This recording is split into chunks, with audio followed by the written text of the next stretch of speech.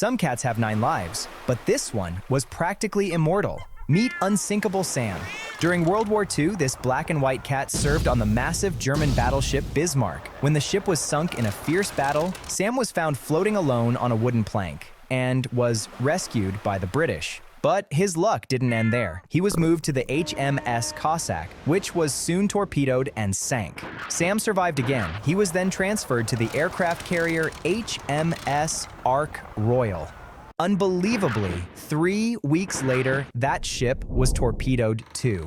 Sam was found clinging to a floating airplane wing, angry but alive. He survived 3 sinking ships without a scratch. And that is the legendary story of